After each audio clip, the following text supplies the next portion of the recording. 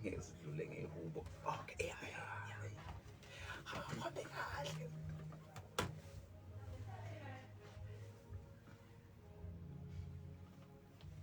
Sibuya kanjalo ke kusesigayigayi sakhe sinamandla somsakazi yabusekho umzimba Christian Radio Station kwi-channel yakhe intandokazi 100.3 FM la sisho njalo sithi ke umzimba nokweswela buyaguqa ngawo amadolo akho omabili uhleli nalo ke ichunu indaba ezitha ke iphakade lakho elithanda ke ngendlela ongakaze uyibone sijabule ngendlela ongakaze uyibone ke njengoba ke sikhona la sinawe kuso ke njalo isigayigayi sakho esinamandla somsakazo ngendlela ke ekhethekile uhleli nalo ke ichunu alihambi lodwa lihamba ke naso isihambeli sethu sanamhlanje uyazi ke nawe ubaba wethu esimthandayo nesimhloniphayo oyivaluable asset kakhulu la ku-Absekho ubunzima Christian Radio siyajabula nje uyintokozo futhi ke kuyisibusiso ukuthi ke nje siphinde futhi sibe naye kuso ke isigayigayi sakho esinamandla somsakazo mfundisi ngicela ukunika ithuba lokuthi nje ubingelele abalaleli.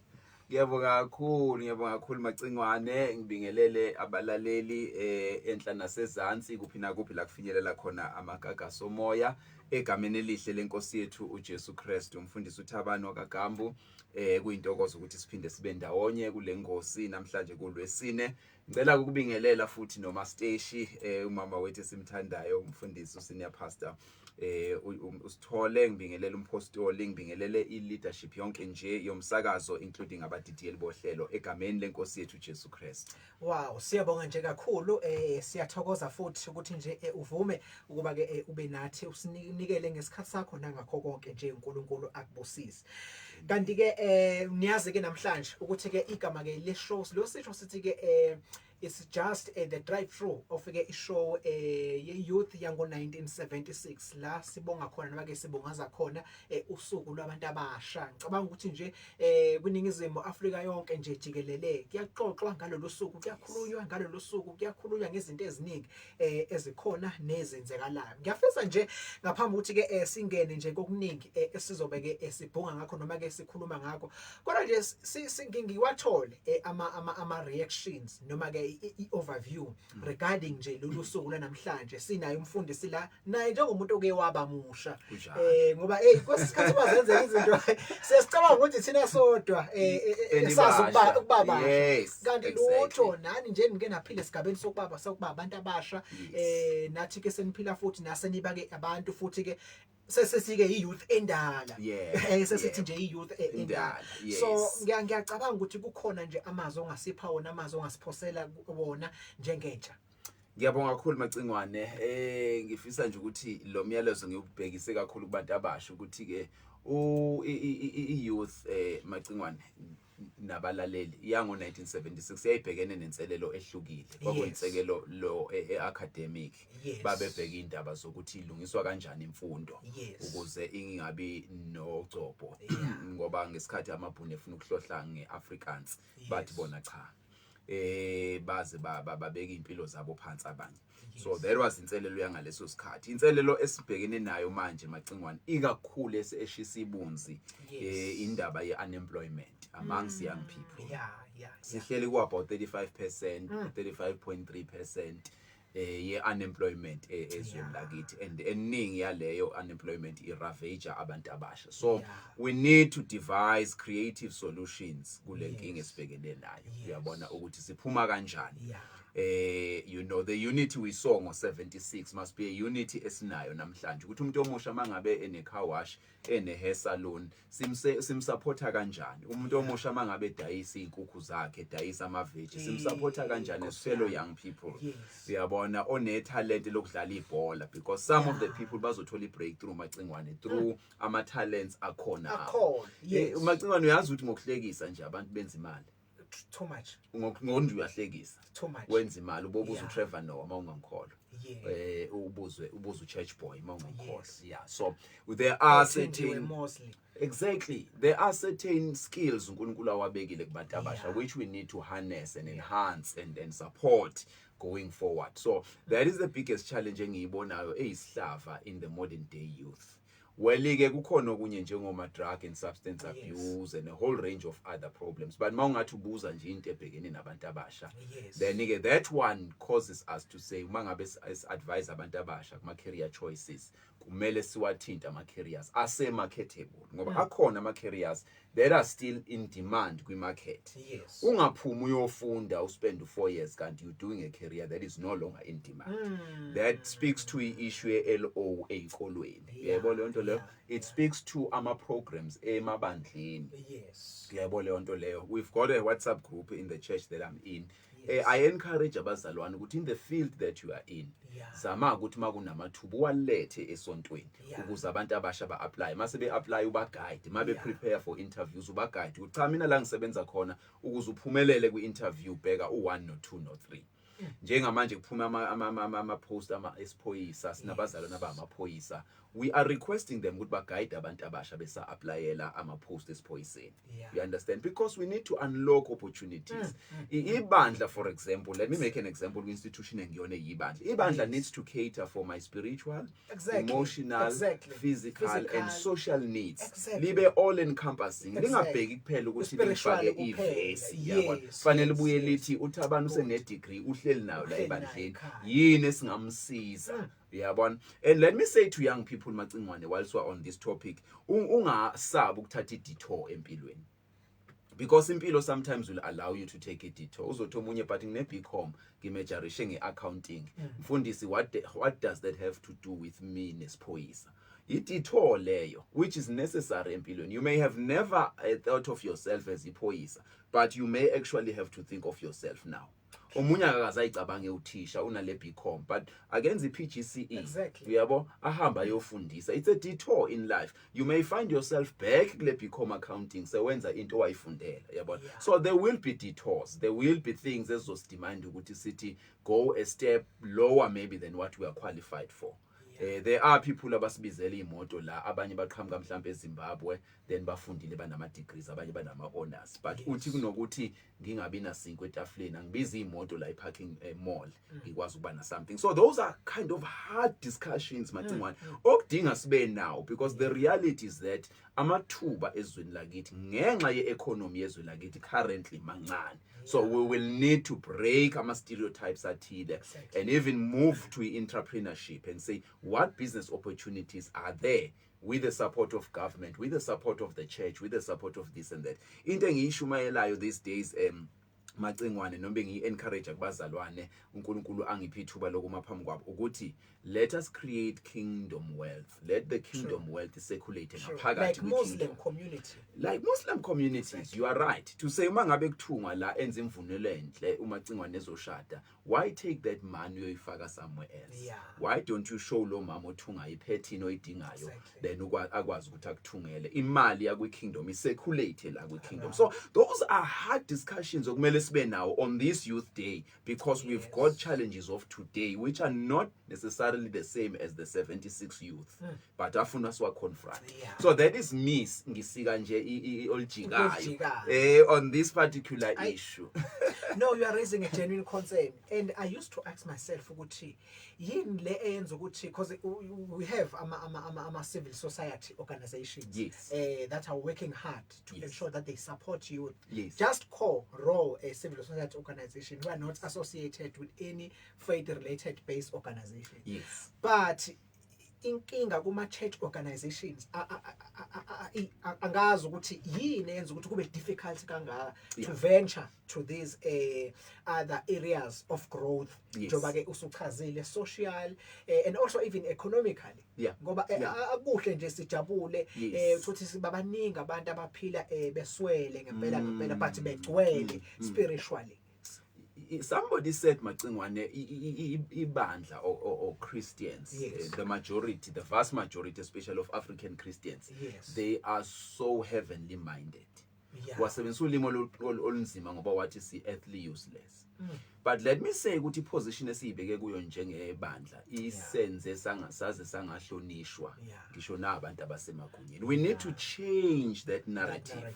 We need to change that narrative by beginning to raise kingdom financiers within, and fanele sibe nalama discussions ukuthi why take kingdom wealth outside of the kingdom if there are people who are providing excellent service within the kingdom. Why can't we support the kingdom community enawo lama skills? So I think the church needs to begin to transcend only providing spiritual food and begin to provide economic food and begin to provide emotional food and begin to provide physical food.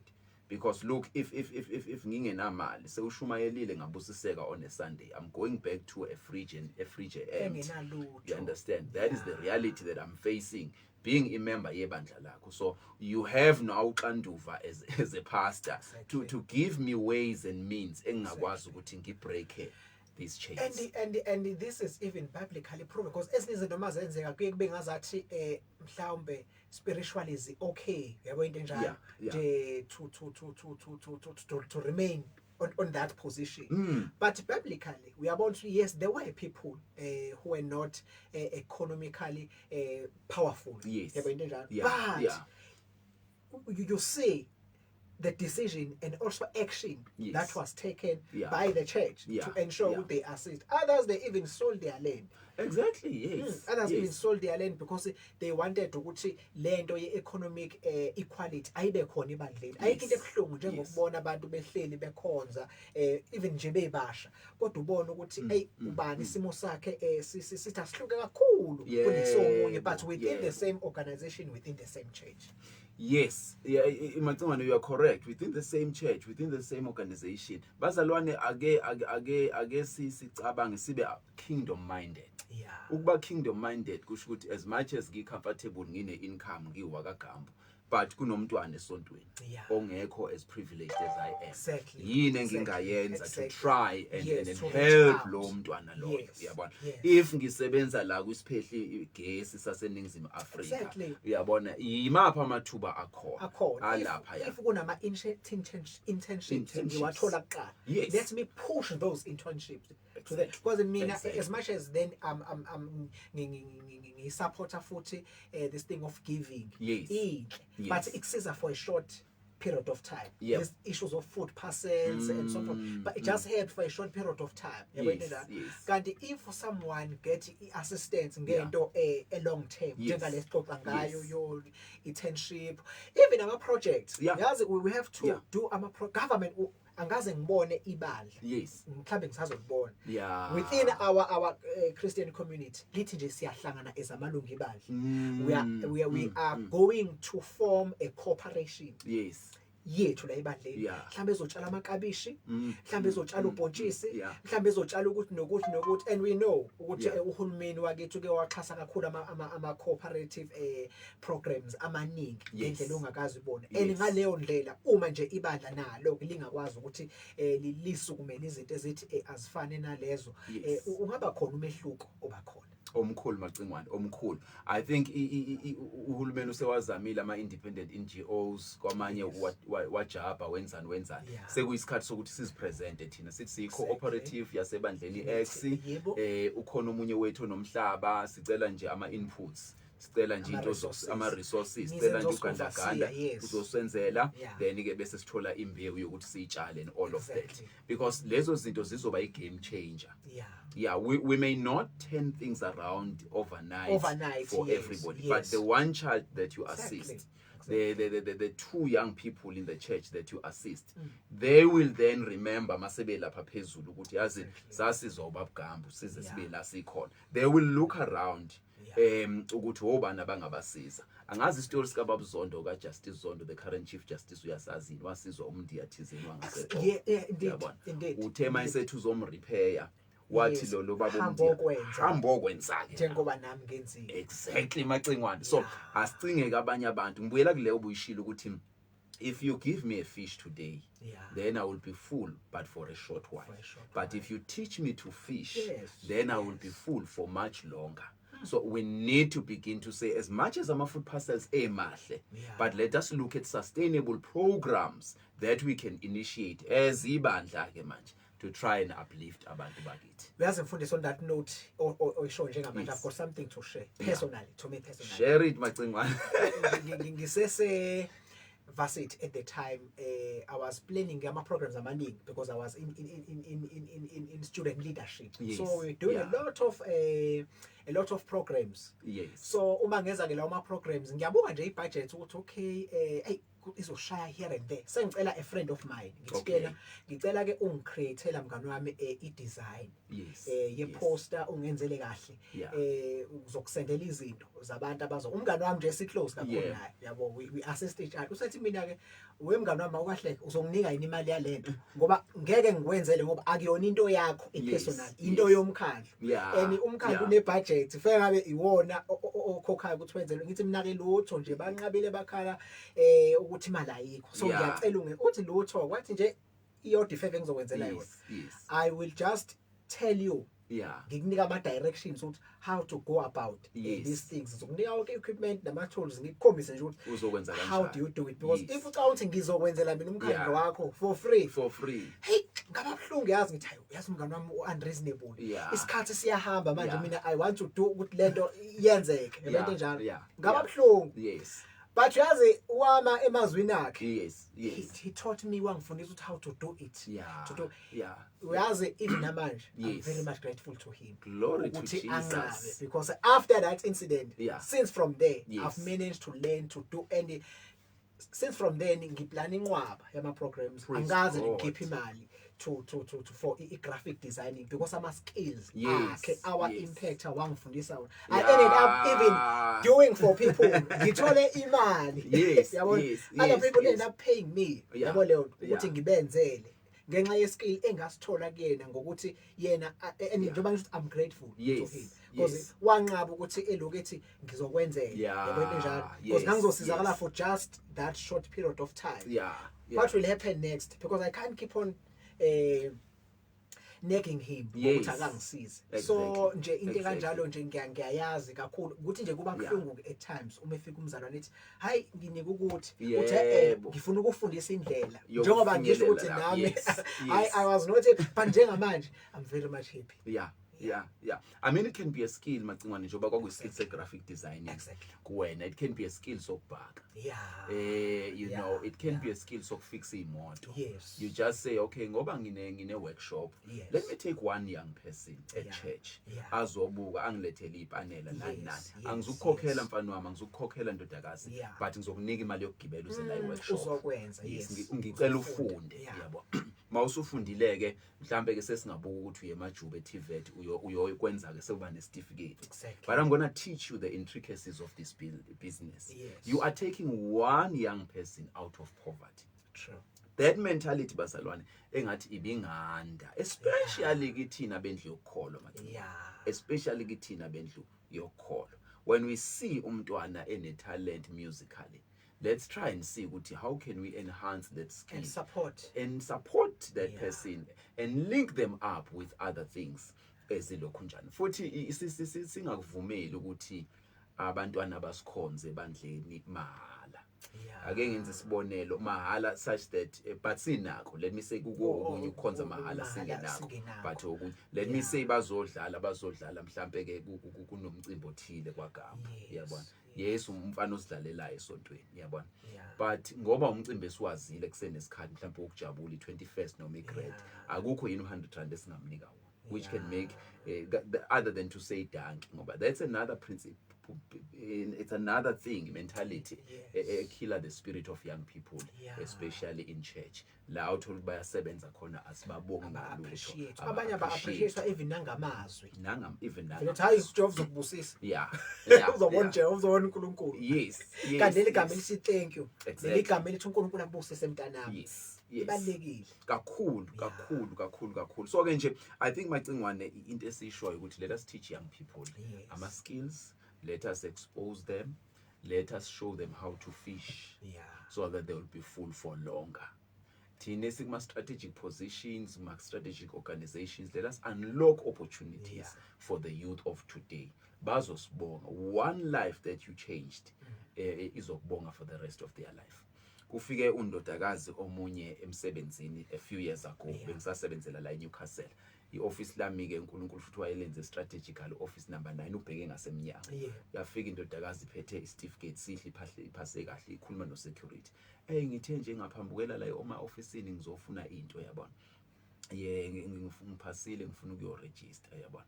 kanti ngiyayizwa le conversation then ku-security washo ukuthi hayi usizo olunjalo asinalo la yathi mayiflathela uNkulunkulu moya ingcwele wathi ibize leyangane ngayibiza ndodakazi ithini into yakho hayi ngiphasile bengifunda la esiphakamiseni awuthi ngibone ngibuke mangibuka mahla ama results ufuna ukwenzani ngifuna ukwenza into yako town planning tontoni nginikeza lobufakazi to encourage someone ukuthi you change one life but udumo liyako uNkulunkulu. Then I said to my friends on Facebook, hey guys kunengane iphase kahle la ngicela bafowethu nihlanganise lokho khona bahlanganisa yahamba ingane yayonke e-university. Long story short yaqeda ke junior degree ya register honors yayiqeda kade igrade nje maduzana uNkulunkulu wayivulela umnyango komunye womasipala ukuthi izokwenza lento ke manje yelo khunjana yale town planning yayo. So that is one life that has been changed through uNkulunkulu esiza nabangani bami on Facebook. There are people abane influence enkulu. Abane crowd following enkulu that can use the power of intellectual crowdfunding to crowdfund some of the programs that will improve ingane zethu, our young people. So it may not necessarily come from yonke from the pocket yaka Gambu, but through the people uNkulunkulu surrounding abo we can crowdfund something ishintshe impilo yomuntu othile. So I'm just giving these tips to us esibadala, to young people abaphumelela aba in business, and to this person and that person. I believe ukuthi le conversation esinayo Macingwane can be able to change a few people going forward. No kuyezwakala mfundisi, and also nakule part uyi-addressile kakhulu ye-youth unemployment. There is a time as well la khona i-youth futhi iba a bit neglected. Just nje kule phase after graduation esahlele ekhaya umuntu kade ejwayele phela ukuba academic space izinto zenzeka kahle uyayibona yonke into naye phela uphuma with the hope manje uyayibona injabulo isuke njalo uma graduate egqoka ijazi elimnyama uyabona kusuke ngazathi nje hawu kusasa nje lokusayo ngiyasebenza uzobe ngene emsebenzini. Exactly. Kanti ke abanye akubi kanjalo mhlawumbe usikhala 2 years omunye 3 years kule period yipi support esiphinde sibanike yona kulo 3 years nje mhlambe noma lo 2 years noma lo 1 year abasuke besawuhleki ngoba I visited one of the churches ngathola ukuthi nengane eneziqu zobudokotela evele nje decide ukuyibulala yathatha impilo yayo because kuphela isikhathi eside ingasebenzi iyabuka kama friends ayasebenza iyabuka ubani iyabuka ubani baphumelele izinto zihamba kahle yena wabuka nje ukuthi nje ayishuthi sekuyohlala kunjena uyabona ukuthi ke unesidingo nathi njengamalungu umphakathi ukuthi kube khona izinto esizenzayo kona just ukuthi nje baze babone ukuthi kulesi simo abakusona abasekusona akusona isimo nje saphakathi kuseyisimo nje seface ba assistwe futhi ukuthi ke iziphi futhi nezinye indlela abangazenza just to keep them busy ngoba enye into efrustrating kakhulu lo muntu kade ebusy efunda umqondo wakhe usebenza njengamanje uzizwa nje esengazathi uyinto engelutho because manje akasafundi ayikho into ayenza that keep him him or her uyabona working doing something uyabona into enjalo kube khona into ethilo ayenzayo igcina imshaya in a way. No uqinisile ngicabanga ukuthi usinikeza inselelo Macingwane ukuthi sicabange ngama programs and projects that will keep even engayifaki income volunteer just to keep on doing something. Exactly. Uyazi ukuthi you will be ngiyakizwa abantu bethi i-youth yase South Africa yavelapha. That's not true. Tina, we meet people, we talk with people in different settings. Okay, not everyone. There are those graduates who are reluctant to do certain things. Yabona mina ngithema ngifika nje lapha down there used to be young people keep on coming, those who did the qualifications, paralegal studies and so forth. Both males and females. Cishe ngelanga kufike 4 or 5 or 6 or 10 depending. Bazofuna nje umsebenzi. Yabo into enjalo. That means this azathi umuntu I'm willing ukuthi ngivolunteer ngithole nje imali yokugibela kuphela just to keep myself busy ngoba ukuhlala ekhaya kuyangifrustrate yabona njalo. So uma efike ezonoka njengoba angithi njengoba ngisho ngiyelanga ke kufika kuthothi kufika 6 ngilanga uma kuzofika 6 ngilanga vele it's impossible ukuthi bonke labo bantu bengaqashwa bonke. Yes. Still abanye basuke besazobuyela emakhaya. Exactly. Bayohlala emakhaya. Yes. Then we have to intervene then ukuthi ke lo ohlele emakhaya ke njengoba ethi ufuna into ezomenza busy. Yes. Wenzani? We must have some sort of a system. Yes. Mhlawumbe yokuthi and ngibona mina ukuthi futhi ukuze lento yenzeke kahle iyadinga nje ukuthi sibe nobudlelwano obuthile njengomzimba nje kaKristu. Mhlawumbe nabantu ngoba kungaba khona ama skills akhona eHouse of Prayer. Yes. Angekho. Mhlawumbe African gospel. Yes. True. If we must thinta izinto zabantu abasha sinje let us come together sibone uma sinama lawyers House of Prayer la sinabafundi who want experience, who want exposure, but we have a particular lawyer on a practice yini angayenza just to give work to these young men and women abazoyenza even bese some work they don't even require them to even go offices. They will do it at home.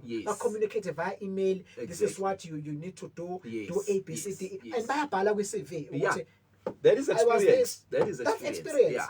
That's experience. They will mention this thing we interview. Exactly. You know, akufani nokuthi nje solo kwaqeda ke ndodakazi yini oke wayenza. Ay angaze kuvele lo.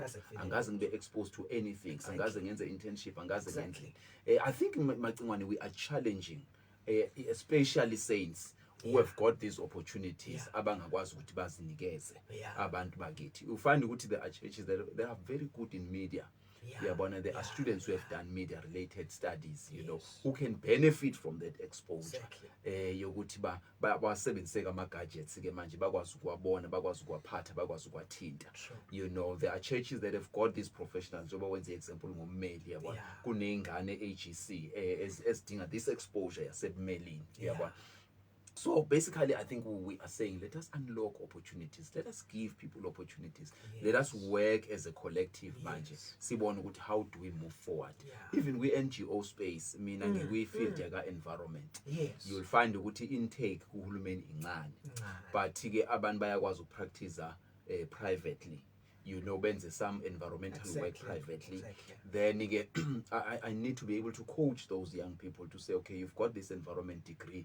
What else can you do besides to be hired by umasipala no province no national government?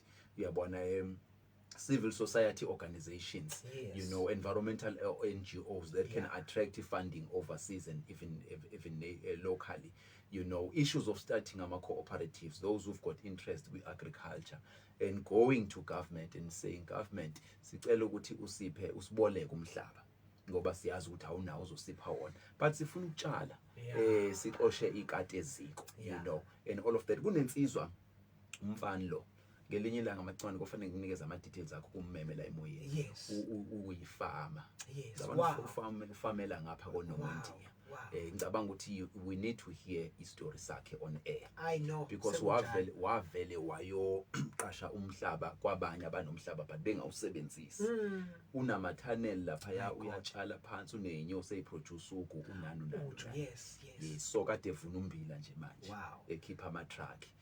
Kuno sisomunye la uaphiwe naye futhi umzalwane umntwana kaNkulunkulu. Yes, naye kuyatshala somewhere la. Ngicabanga ukuthi wayenza ama pecan nuts, buyenze nama veg nani. Sengisho abaseduzane who can come and encourage young people to say sahamba sayofunda ezikolweni noma silithola ngethuba lokufunda, but we looked around us and we identified opportunities and we went for those opportunities. Because umhlaba unzima nje kodwa uyamfuna umuntu orolla up ama sleeves othi you know what, I will not give up until I get a breakthrough empilweni. So those are messages we need to do. But nje let us call abazalwane in the main who are in business, who are in professions, who are in this and that, to please open doors for young people to come in. Inkosi yokubusisa, you'll be surprised. Inkosi iyokubusisa ngendlela emangalisayo. Mina nje I'm really looking forward to a point where I can have some side things ezami and be able to attract young people over to those things. Mina ngize ngifisa ngabe ngiba jack of all trade. Kuma field nje amaningi ahlukahlukene. Because uyabona what uyabona kunomehluko kwesesikhathi uma uphila with people, live with people, observing. Yes. Ngoba kwesesikhathi our leaders, they can just speak. Yeah. Omunye umuntu umengazi ngempela ngi-understand as if nje the youth is just doing nothing. Yeah. Yeah. Engawabona ama-effort Exactly. abawenzayo ngempela to try by all necessary means. And abanye bagcina even they venture even into just small entrepreneurial things. Yes. Abazenzayo just to Yes. keep going, Yes. just to keep going, just to keep going ukuthi bengaqhubeki nje behleli phansi ekhaya. Yeah, Macingwane usadlula nje. Kade la bengikhona namhlanje mina bengikhuluma nabantu abasha. Yes. Ngikhuluma ngokuthi uMark wadiscover ukuthi abantu sebeyathanda ukusociate yabona bashintshana ngezithombe nama videos waqhamuka no Facebook, omunye waqhamuka no Instagram, omunye waqhamuka no LinkedIn. And I was asking abantu abasha because kusebandleni la. Ngithi aphi ama ICT graduates and computer programmers that are kingdom programmers and kingdom ICT graduates. Imaphi ama innovations and apps that they are coming up with, because look, uFacebook wenzela uMark multi-millionaires. You know, nge-app nje yaka Iyodwa. So you can see ukuthi if singaba nabantu who are creative, who will create these things, innovate, come up with things that will make our lives easy. And then through that babe ama kingdom financiers, babe ama multi-millionaires. Ubaba Rick Warren, Purpose Driven Life, one book made him a multi-millionaire. Ngencwadi yothi Purpose Driven Life.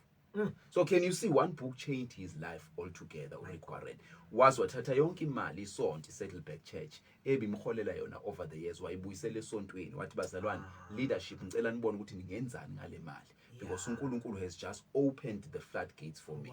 One book. Wow. You understand? So kunomzalwane umuntu omusha who needs to take a pen and paper namhlanje and begin to write that letter. Yabo le ncwadi esenhlizweni yakho. Ngiyajabula khona ngikhuluma naye ekhaya. Yes, noma emotweni. Le ncwadi esenhlizweni yakho about the story of your life, about what you saw evarsity, about life issues that uNkulunkulu azibeke kuwena. It's time you took a pen and paper and you write. You'll be amazed ukuthi that is the book, that is the writing that will turn your life around. La maculo agcwele enhlizweni yakho uyiworship lesonto lakho. It is time uwabhale phansi abe formal. Kubonakala ukuthi umthombo wokuthi uyowa record uthini. Le poetry ohlala uyenze esontweni, it's time ukuthi uyibhale phansi. Ibonakala ukuthi ngayithola kanjani iplatform la izokunikeza springboard khona igxumi kusephezulu. So I'm challenging young people, look around you. I believe God has given you something esandleni sakho that you can use to turn your life around. Inamandla ke ngendlela eyisimanga. Ungaphawula nawe sikuzo wakho ukuthi ke ukuphawula kuthini, uzoshaya ko 0685551747 kusuke isigayigay sakho esinamandla somsakazi yabusekho Mzima Christian Radio Station. Isikhathi sethu ke sesihambe. Umoya uphephetha la uthanda khona. Uphephetha la uthanda khona. Hey, angiyazi into enje ithiwani. Kodwa lo producer awusithatha usibeke ngomeni bese ke siyabuya nje sizosonga sizogoqa.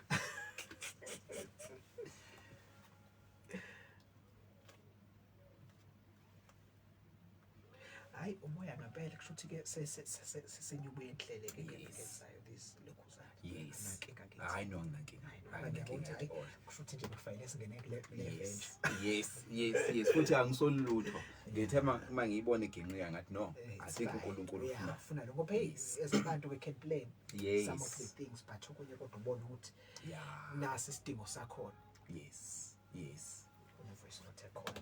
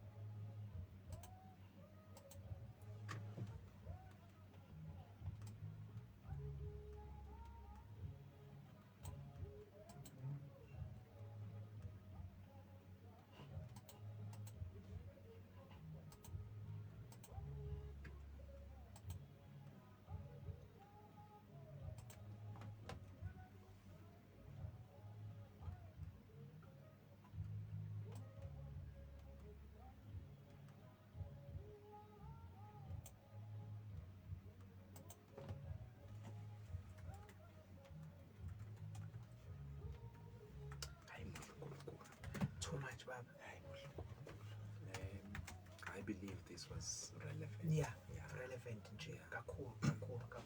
Yes. It was very much relevant, but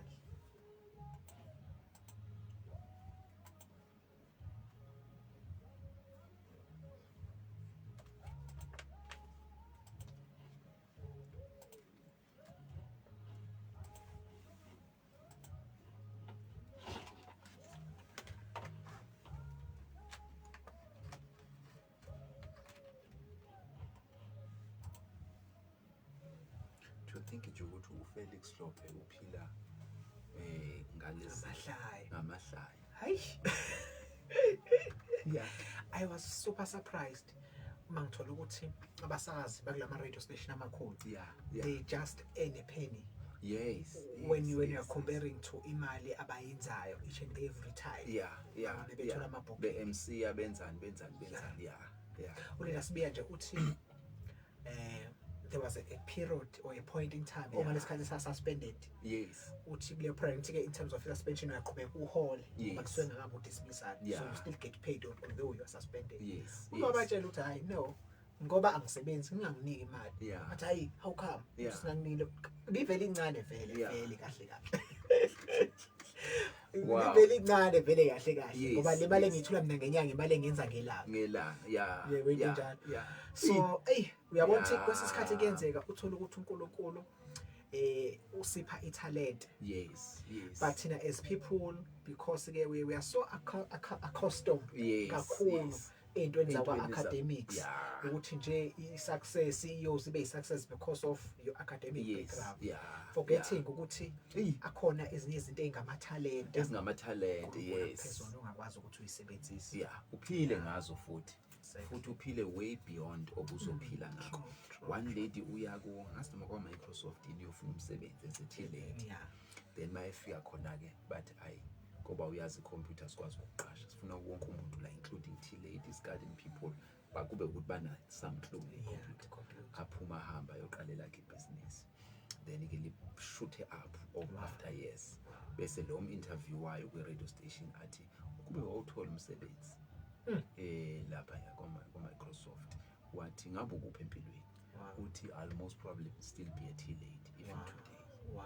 Yeah, but so when that door shut closed, was shut before her, then uNkulunkulu wamlungiselela impika. I think the conversation esinamanje idinga ukuba live on air. Yeah, no, let's Le conversation manje. Yeah, Maybe yeah. umuntu ongenayo umona ufuna Yeah. ukuthi ezimnandi yedwa. I want to share it with people. Yeah. Ilawa nje wasibuka live ke kuphela aba benefitayo. Yes. With ama background conversation. Inamandla kakhulu. Inamandla kakhulu. Yeah. There was something that was said as well by Yes. umama uyuvo Chaka uthi ke her mother wanted so badly for her to be a lawyer. Okay, yeah. Yes, in an extent that it was so sad Yes. for her to be persuaded. Nokuthi nje at the time umculo wasn't paying well. Yeah.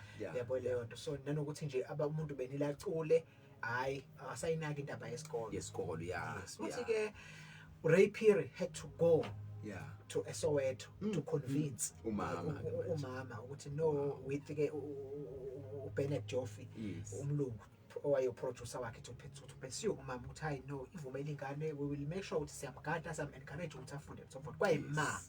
Yes. Yeah. And naye usevunyiswa ukuthi vele rekhodiwe kwenziwa yonke into behind her back engatsheliwe. Yena nje usedlalela iCD nengoma uthi umntana wakho ulecula lidume kangaka icula umntana wami ngoba laqala ukudlalwa leli culo engakasayini formally with the record. Umama usetshelwa ngoba nakho phela umntwana use underage, so they need the consent kamama ukuthi avume ukuthi asayine because umntana wayese underage at the time, because back in the day age of maturity kwaku 21. Yes, unlike today njengoba seku 18. Yes. Uthi ke leli culo uyalazi lelithi ke lithi liculo lokuqala Mr. DJ. Thank you Mr. DJ. Thank you Mr. DJ. Yes. Oh, I'm in love with the DJ. Okay. Yes.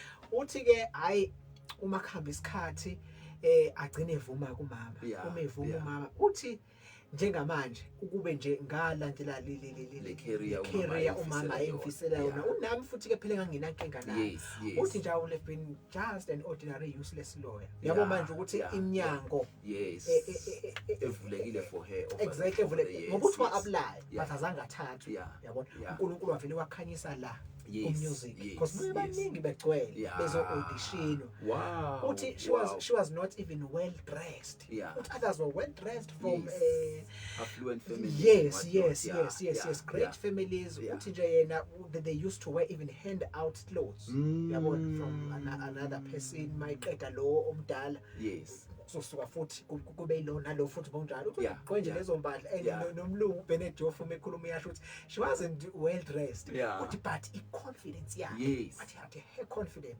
and the spark on her eyes was totally different amongst everyone. You know, it goes to lend into the steps of the just are ordered by the Lord. Exactly. So we are kanjalo kusesigayigayi sake sinamandla somsakazo akusemnandi behind the mic angiyazi into ngiyasho nje ngiyaxoxa la kumfundisi uGambu ngithi hey baze baphuthelwa kodwa abalaleli bethu ngithi phela mina nginawo umona angifunda ama conversation amnandi kangaka aphelelezini bengabe bona besawezwa ngoba ay anamandla powerful ngendlela ongakazi uyibona ngicela nje ukuthi ke sithathe ivoice note bese nje sikuthi ipotsho sikutshela ukuthi yini le bekade ke sixoxa ngayo noma ke sikhuluma ngayo wena ungakezwe.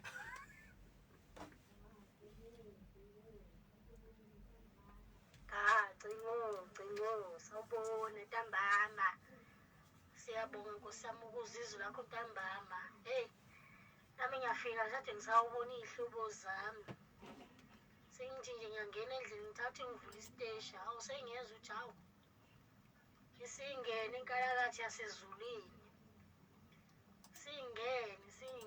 singene iyadumisa manje siyabonga Ngcingona sibonanga lutho lubi ilanga lango lesine baba siyabonga nje nami ngiqeda ngena nje ngilalele wena manje ngivula iredio nje manje ngiyafika siyabonga nje ukuba nawe kakhulu awu siyazi phela vele kusasa uthi olesihlanu yeke sinithole bakithi kodwa siyabonga ngoba iy'ngoma zikhona iy'ntshumayelo zikhona siyaphila nikhona siyaphila ningekho sawuthanda lo msakazi kakhulu ngisho ngithi uba network yangami ngabe kudlalwa sona kuphela lesi siteshi manje abantu amazi siyaphila kuleli khaya nami nje ngiyabonga kakhulu but kumnandi to get this people yazi nami nje kuningi sengiyakheka manje ngibama ingane sezangilalela ney'ngane bezingihlupha sezangilalela bantu siyabonga ngoba nami ngithatha kini esiteshini ngithatha kini konke ngikhuluma ngithatha konke Ngcingo ensukwini isibonisa khona kuningi nesakha niyasakha ngalesi siteshi Nkosi ngigcine njalo nonke ngigcine Ngcingo. Siyabonga kakhulu mamuthandi enyokeni siyabonga mamuthandi enyokeni Nkosi yami sikuthanda thandi ungasidelike njalo ke uqhubeke nje ube nathi njalo kusoke njalo isigayigayi sakho esinamandla ngendlela ongazi uyibone somsakazi yabusekho umzimba Christian radio station la sisho njalo ke simemeze ngomkelenizo wethu sithi ke umzimba nokweswela beyaguqa ngamadolo kade ngihleka ke kunento oyishilo la kwi voice note yakho uthi ufisa ngabe isona sodwa isiteshi esikhona emhlabeni wonke nje lithi he wayisho kabi lento wayisho kukhona umuntu ohambela imsakazo eminingi uzofika sicebe lapho uzofika kucebe uzoba sekufika abasamanisi nje ukuthi hey uthi imsakazo yabantu ayingabi khona siyabonga kakhulu kodwa ke mfowethu nje uphile ube right lapho nango Khubani of the Kubzer na ke simthathe simuze ukuthi uthini.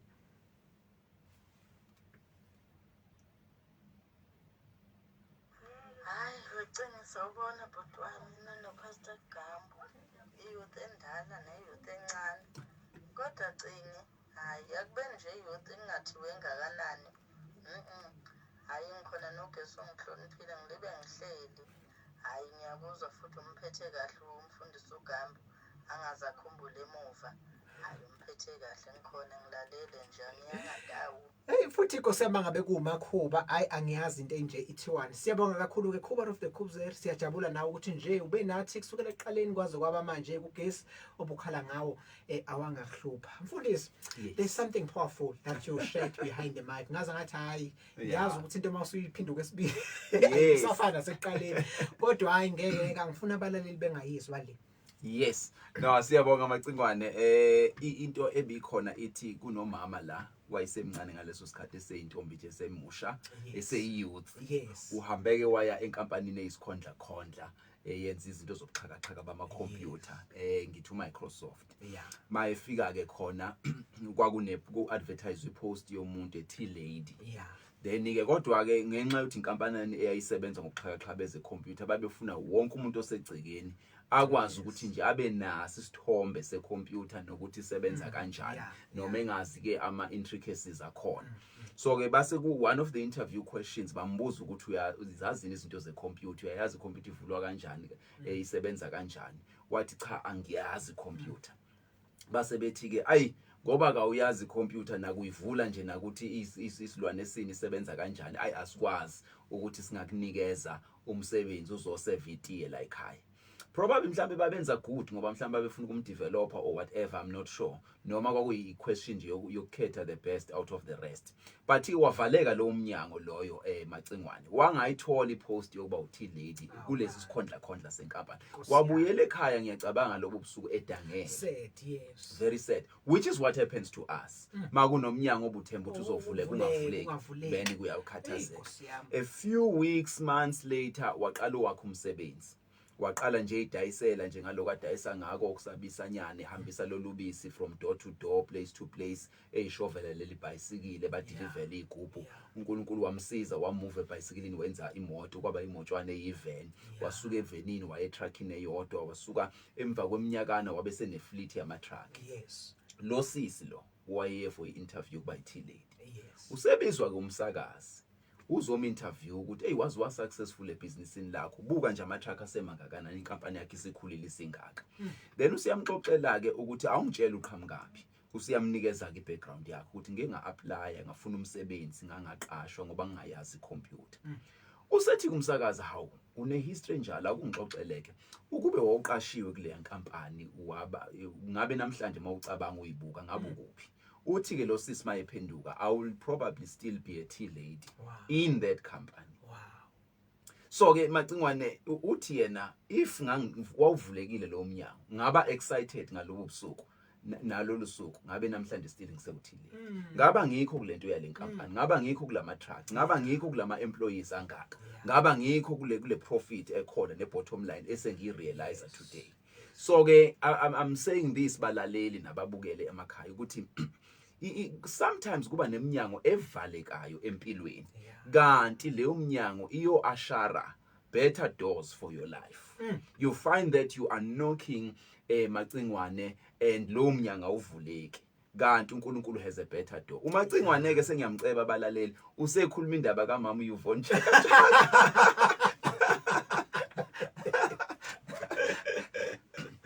Ayi usekhuluma indaba kaMama uYvonne chaka okwavaleka umnyango wobumeli kanti kuzovuleka umnyango womusic.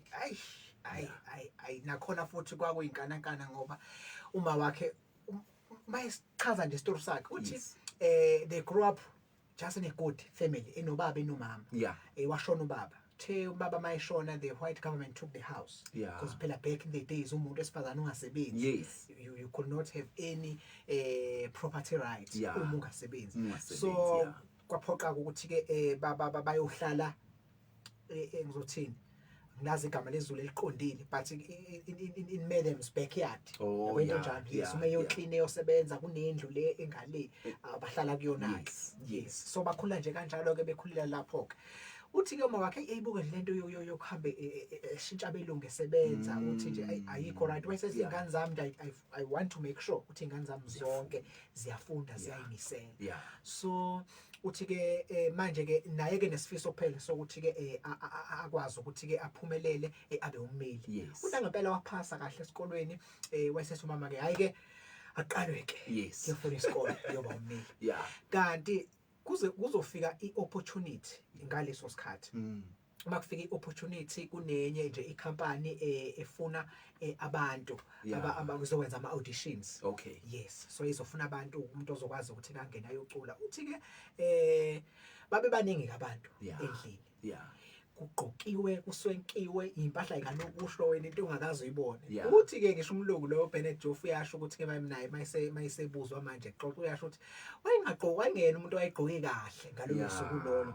Kodwa ke into ebalekile nosomqo ukuzethemba nje ayinako. Wakubonakala yes kubhalwe ngisho emehlweni ngisho eqala nje mayicula ivoice yakhe and waye omunye abantu abancane yabo leyo kodwa ngokwe age but nje asizange sinake into eziningi sabuka ivoice sathinteka confidence exactly sathinteka uthi ke ayi nangempela ke bathatha ama details akhe awuna ngempela wafonelwa ukuthi akeze yazi kahle ukuthi umama akadlali mind you ufakile wa apply but ke akwangalunga wayesethi ke I know kunankinga uzolinda ke kulonyaka uzoba manje ama piece job then next year uphinde apply futhi so shintsha institution manje ngoba ngithi abantu ama point system ama universities awafani you may apply to vets because maybe they have higher points when you go to Zululand so sekungaphansi naye ke with that hope so nangempela ke usalindeke leyo opportunity hawu nayi le opportunity enye futhi siyafika wow hayi uthi ke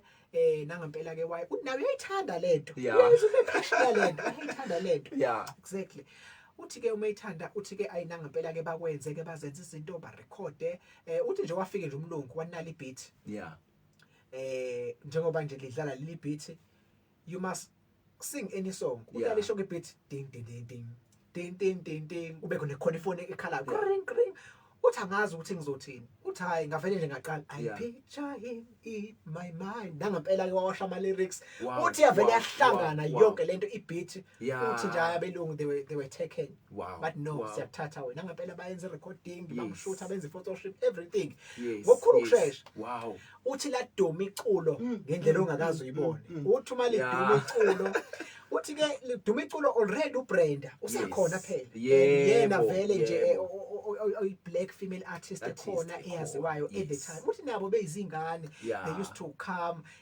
uma ngabe ke uthi ke uguy owaye one of the band staff kaBrenda Fassie uBrabas wayihlala opposite nakubo same yard angithi ukhumbula phela ukuthi uhlala esilungwini but opposite yabo into enjalo yes uthi ke mayefika kuBrenda ezocula ukuthi bamlandele uBrenda lento yengane yes emncanela kuyena uBrenda uthi ke manje ke usemangazwa ukuthi ke usetaxini udriver uthi mela avuka uBrenda avuka uBrenda uvukile umachakachaka ufikile umachakachaka uBrenda afike uthi cula laduma ngiyela ngazi uthi ngamtshela udriver ngathi driver yazi ukuthi imina lo ocula la lokhuzeni uthi akamuthuka ngudriver kanje wathi unamanga uthatha amashansi intombazana ucinga uba uyintoni uthatha ke ngesixhosa ucinga uba into uthi wami uphikisa udriver wami wathi ngempela yimina buka even ngisho ilokhuzani icover uthi wathi nje lutho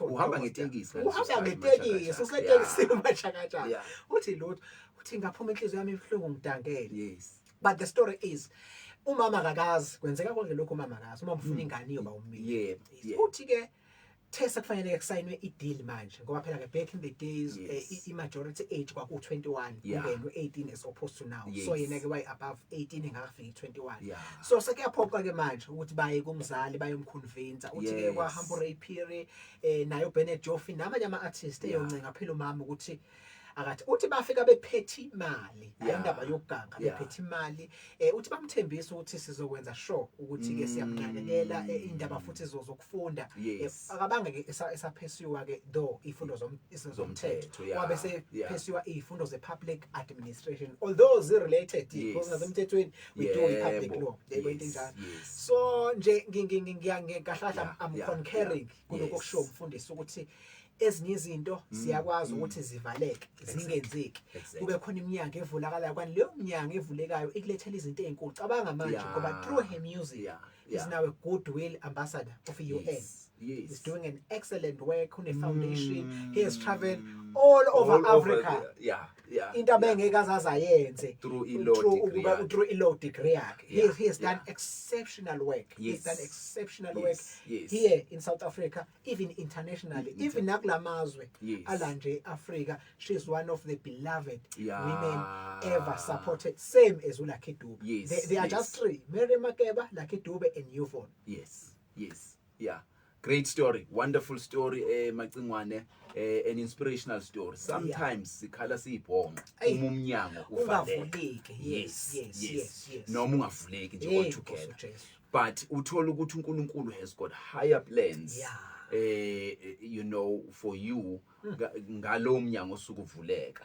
Uyabona uthola ukuthi uNkulunkulu orchestrator into which is bigger for you. Uyabona uma ngabe Macingwane ubunga interviewer uJosepha esenqoleni yama Ishmaelites ebheke ezantsi eGibhithe uthi mfana kithi yazi khona into ongeke wanxoxela yona yezithungo ezayikhothama mfana kithi uyayibona lento yenzeka wayengathi uJosepha kodwa udlalelani ngami ngani ngiyibhantinti manje ngiyislave manje ngidayiselwe ezantsi eGibhithe uyabona interviewe esejele eboshiswe umkaPotifar ngento angayenzanga uthi Joseph man uyazi ufana itsakhula nawe endaweni wena uke wakhuluma indaba yezithungo ezizokhothama ufana kithi ikhona into enjalo isekhona emqondweni wayengathi udlala ngayo because ukwi bottom, if you have hit rock bottom in life uyocabanga ngathi kuphelile kanti if you are a person of faith you need to look around you and say I will rise as long as uNkulunkulu engakasho ukuthi Macingwane is over.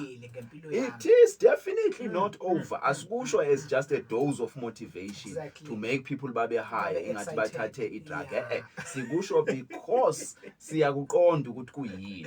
Ngike ngaba down Macingwane. I know what it is to be down.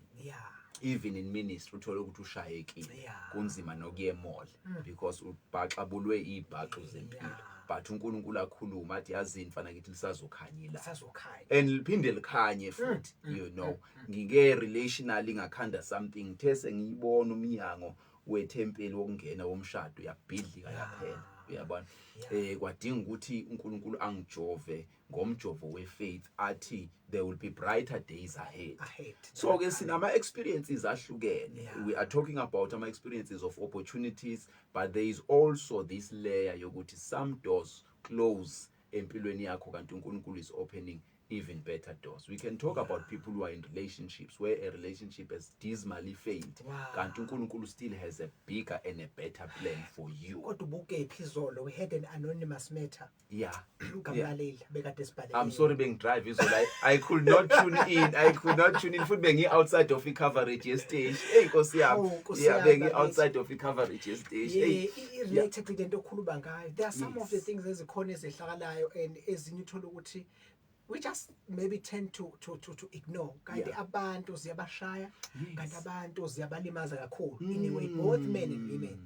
Lo mlaleli wesifazana ukhala nje ngokuthi uhlale ube kulobudlelwane iminyaka baze baba nabantwana abathathu wa invest kulobudlelwane. Exactly kutheke mangabeke esikhamba isikhathi nango wesilisa ke sekuyakhanya usiyasebenza manje utholela umsebenzi awufundele yonke imali sisitata emsebenzini wabona umuntu asembona ke engcono kunalo uyakhala ke lo ulimele ushayekile kunzima ukumove forward uyabothi leyo muntu loyo ingaphakathi lakhe libomvu ulimele uyabona ukuthi aphinda athi uyamthemba umuntu wesilisa komthatha eside isikhathi Macingwane flip side of the coin there are guys abathathe wamthatha ngemali yasembonini wamfaka usisi waze wamkhipha ka grade 12 wamthatha wamfaka euniversity uthe mayisekhanyiswa yibanza songoye noma sase UJ wacabanga kabusha usisi wakhala lo bhuti lo wakhala inyembezi so ke sifisa ukuthi ke sisemsakazweni ungalilahli ithemba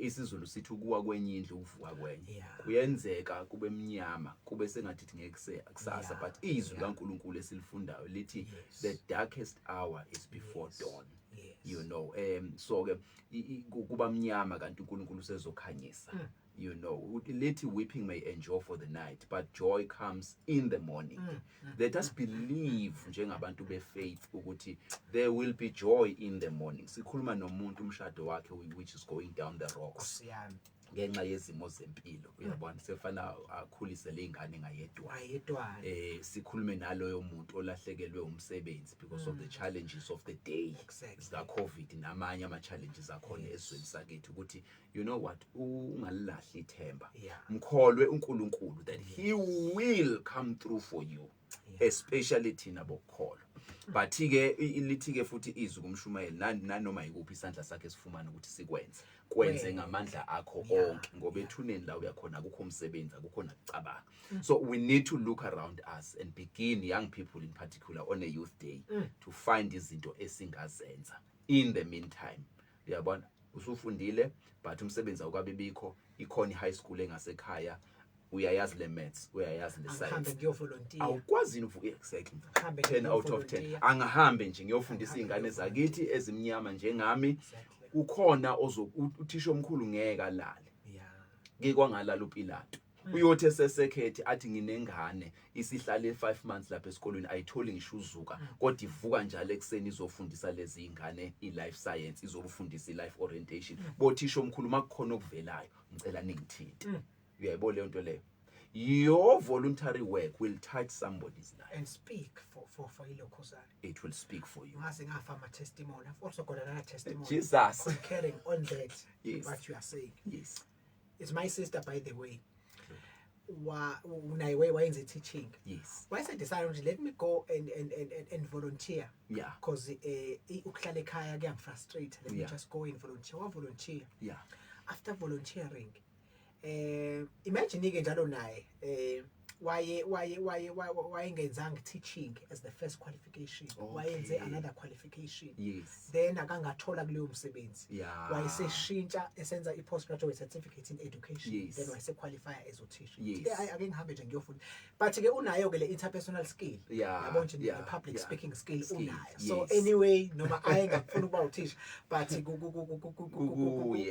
yeah. Thembe efika nje.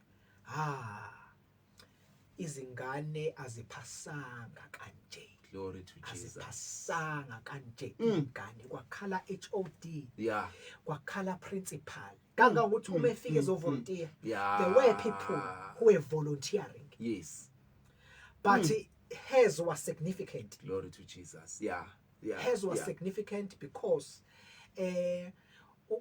ngoba ne turnaround ngendlela emangalisayo kwazi ukuthi sifunde sithile asiphaswa but safika saphaswa and siphaswa amaphepha wasethwa na uyena ngoba ngathiwa hayi uyathambisa yes bala nje iphepha elifanayo elingasethwa internally but ama results are improve ngendlela ongakazi uyibona kangangokuba but ke kwakunama effort because he used to yabona on weekend umfundi bungamtholi akekho uyithathe ingane wayifa zayiqala ukungena ngeweekend ingane zingena leso sifundo sakhe wayifaka ngeweekend wasihlalisa ntambama waba uthisha oqala iCovid ingakafiki ukwenza ama WhatsApp group i-WhatsApp group yeclass azofundisa ingane noma zisemakhaya nengane izokwazi ukuthi mina umbuzo isekhaya yenze voice note uthisha phendule futhi kwi-voice note a-screenshot ashuthe isithombe afake ingane zaphumelela wathenga iprinter yakhe akasebenzi njalo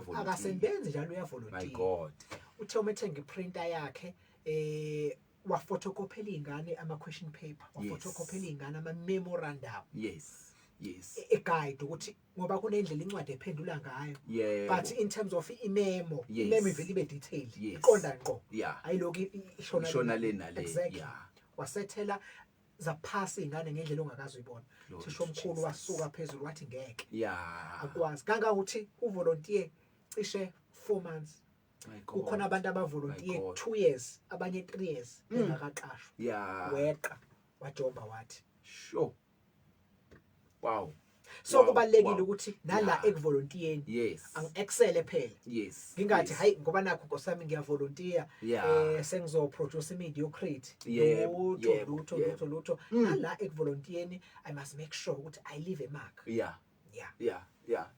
uyazi ukuthi ngikhumbula indaba yabantu abanikwa amathalente eBhayibhelini hayi angibona ukuthi sizoqeda namhlanje Macingwane Ay manje siyabonga for this testimony kasisi. Hey. Ngiyacabanga ukuthi ukhona emthintayo. Exactly. Ekhaya and Yeah. ke siyafisa ukuthi sithi ke umsebenzi owenzayo ucontribute esizweni awuweli phansi Macingwane ikakhulu phambi kaNkuluNkulu. Imisebenzi yakho iyokukhulumela phambi kaNkuluNkulu. Yeah. Yes. Ngeke ngena uhlwini lwamathalente bese siyagoqa mfundisi. Yes, angithi bayanikezwa ku5, unikezwa 3, unikezwa 1. Yes. Lo ubuka nje ukuthi I'm just giving one talent. Yeah. Anyway, what is one talent? Ilento yokuthi ubukele phansi into oyinikeziwe. Yeah. Unikezwe ithuba, although we are volunteer, awuna income, but kulo 4 months uvolunteer, shanela ukuze kuthiwe kuye kushanelwe kulendlu, kodwa akekho ke washanela njengawe. Uyayibona le nto leyo. Yeah. Leyo nto yenza ukuthi ukwazi uku-overtake abantu emqanseni. Yes. Bakwazi abantu ukuthi asikwazi ukuhlukana nosibani. Yeah. Uma kukhona indlela yokwenza asenze sure ukuthi uyawuthola umsebenzi noma uyakwazi ukuqhubekela phambili noma uthole elinye ithuba. Zikhona ingane othi kubona zize ku-internship uthi noma zikhona zonke amathuba emancane kodwa ngizofonela kwa-national ngizofonela kwamasipala ngithi nginengane la engicela ukuthi niyithathe. Uma niyithathile ngeke niyisole. Yeah. Akhiphe ipost umuntu ayicoache ingane ingene ku-interview iphumele ngaphesheya ithola umsebenzi because ithe mayifika kule internship yashanela ngaphezulu kwazo zonke ilokhunjana izingane la endlini. Sifundisa ke lento ke balaleli sesivala ukuthi okwenzayo wenze ngamandla akho onke. Exactly. As if ngeke lisababiki ikusasa lokuthi uphinde ukwenze lokho okwenzayo. Mina nje story sami ngosixoxa ngelinye ilanga ukuthi ngingene kanjani kulomsebenzi engwenza ngisuke ebuthisheleni ngoba ngisuke ebuthisheleni kodwa lathi malivuleka ithuba lokuthi ngenze okuthini okwaku-eda ngivele ngenzisa ugrade 12 i-agriculture ngenzisa ugrade 11 i-biology ngi-overloaded kwafika abantu neprogram emsebenzini wathi uthisha omkhulu Gambu wenzisa i-agriculture thatha le program kanti iprogram esizongikhipha esikolweni izongifaka kwi-department ngayibamba ngithwele iprogram yazo eda vele ku-workload enkulu kodwa ngagijima nayo wavuleka umnyango. Okwenzayo kwenzisise. Ngisho uya kwi-interview khona abantu abaya kwi-interview but umuntu angaziniki isikhathi to even research nje about leyo interview. Exactly.